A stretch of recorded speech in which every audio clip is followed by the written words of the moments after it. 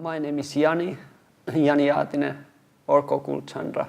I come from Finland, southern Finland, and now I live in Borneo, Malaysia. I run yoga school there. When I was college, I was interested of philosophy quite a bit, and then I started to study more religious philosophy like Buddhism and then Christian mysticism and some Sufism, and then somehow I got more into Indian schools of thought, and then I met my yoga teacher, who is still my yoga teacher, and he introduced me to more yoga practice. So that's how I got into yoga. Yeah, I was doing Greek-Roman wrestling before, and then I was skateboarding quite actively also. So I wanted to find something that is very compact, that I don't need any equipment, some kind of exercise, that I don't need any equipment, that something very simple I can do when I'm traveling also. And I was also looking for this kind of thing that is very holistic, more holistic exercise. Somehow I found these elements from yoga, from asana practice. I was interested first the philosophical side of yoga, and that was kind of my main thing. Asana practice was something, something just to keep body and mind healthy. It was from the beginning. I didn't really give so much stress to the asana practice. It is kind of, but same time I found it very interesting, because it was, my teacher is quite technical, so it was. I was also interested because it was quite sophisticated way to move the body. So I also little bit done Ashtanga. I have still regular Ashtanga Mysore Ashtanga practice, and I done the Iyengar teachers training, this level 1, and it was very helpful what comes to the alignment. But I was lucky that I kind of find good teacher, and I could work with him like one-to-one, long time. Like in that sense, I would give him the credit of my practice, how it basically, because he kind of built it and helped me to keep my enthusiasm. Yeah, my teacher's name is Janne Kontala, or Chayananda is his initiated name. He's initiated in Gaudiya Vaishnavism, and he's originally from Finland, and I first time I met him in Krishna Temple, Helsinki. And we were talking very casually something, and then he said that he's teaching yoga and asked me to come and try. And there was only a couple of guys we were doing, and first I thought that it was a little bit weird, but after a while I got into it. It was actually, he used to say that good is an enemy of the best.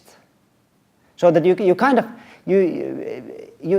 don't forget what is the goal of this, or when you do yoga, you may get sometimes people may appreciate you or say that you are doing something very special, but still you try to keep the focus on the goal of the yoga. You don't let the good things bewilder you, so that you kind of go to the side track. That you try to fix the focus on the goal of yoga, more deeper, in spiritual sense, in more deeper levels of yoga. You still try to keep your mind fixed on that. And if something good comes, you just let it come, let it go. When it's time to let it go, also. I don't feel that actually I think that I'm quite well connected with my teacher in that sense. I don't see him anymore once a year, but we have time to check my practice, and then I get things to do for a year, and then I just keep on these things on my mind, and I work with these things. It's actually relationship. We have been working quite a long, 16 years together. So this is kind of different stage of learning. But actually, I feel more connected now after these long periods of time. But it's not always that have to be physical presence. Also, it can be teachers is also present in instructions. But after a while, it becomes like instructions. You can take these instructions and then you just take it into your heart, and then you can follow the instruction, and then you feel the presence of the teacher through the instructions. And anyway, Vani, which means instructions of the teacher or guru, they are more important than Vapu, which means the form, to show that the physical presence. We may think that sometimes that we live in now more advanced society in that sense that we have all internet and everything is written down. But think about which one is more advanced, to remember things or Google things. So in that sense, it's actually, I think this classical way is still better in that sense, that it's still more advanced because people had to memorize the things. Now we can Google things, go to the YouTube. Yeah, when you have family, wife and kids, then of course it changes the practice. It's different, and you really understand the value of the time for your own practice. It's more adjusting, but I'm also lucky because I have good wife who supports my practice. So it's kind of actually quite helpful to go on with the practice. It's kind of in practical reality it's kind of hard because you have to set the limits to the children. Same time, but same time you have to respect their individuality. That everyone is individual in that sense, and everyone has free will in that sense. That I can't really decide on behalf of anyone. But also as a parent, my responsibility is try to guide the children on the more right path when the discrimination is still not so strong. But also same time I should understand that at the end they will make their own decisions, and it's not kind of at the end of the day it's not anymore my responsibility what they do in their life. But I can try to give some good advice or try to help, and of course I do my best in that. But same time, this is kind of the dynamic. You try to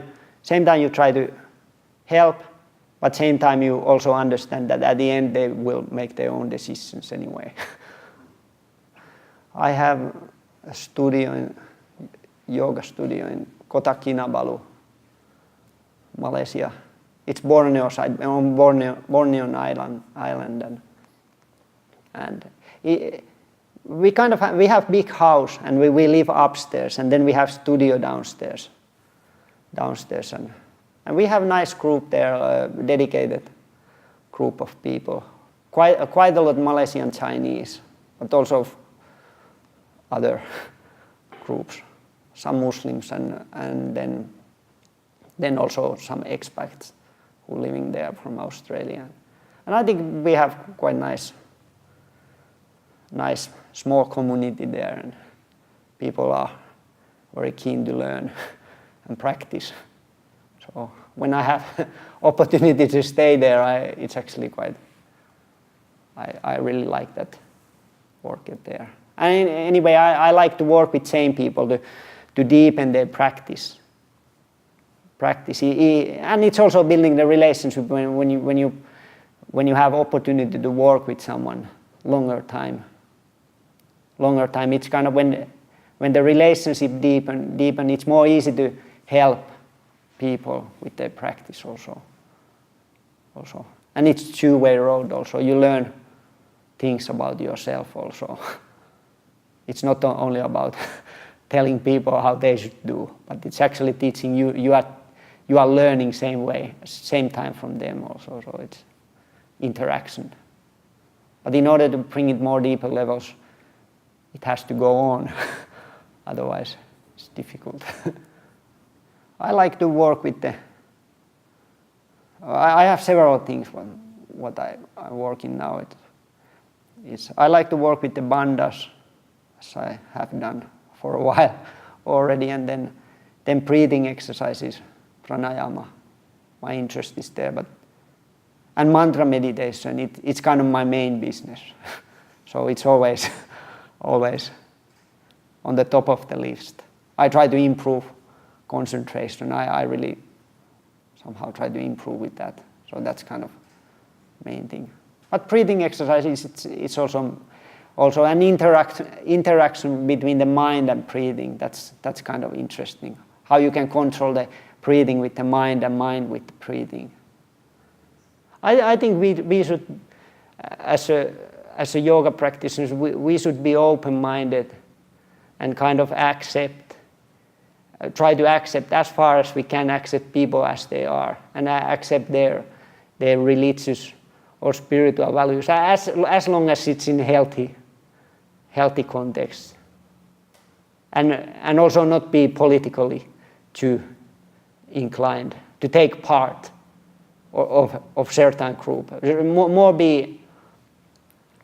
being neutral in that sense, that we should try to build the connections between different groups of the people with the practice of yoga, because it's also yoga is not some Indian thing. Yoga is actually based on certain universal principles, if you understand that. So we kind of, I think we should, in a peaceful manner, try to understand people and respect their values also. No matter what is their cultural or ethnical background. And try to help people to progress spiritually, especially spiritually try to progress. Not only building the nice body and not even building the nice mind, but also understand what is the self, and also for those who are religious, also understand what is the God. But so I think that's more role of the yogi, not too much taking some political side, but more try to see that the yoga is done in many contexts, and many cultural, religious and spiritual contexts. Sometimes we see yoga also little bit narrow-minded way, but actually yoga is done in many other traditions also, not only our yoga community. Sometimes there's more yoga in some other groups who don't really say that they are actually doing yoga, but you can see that it's actually quite yoga what they are doing.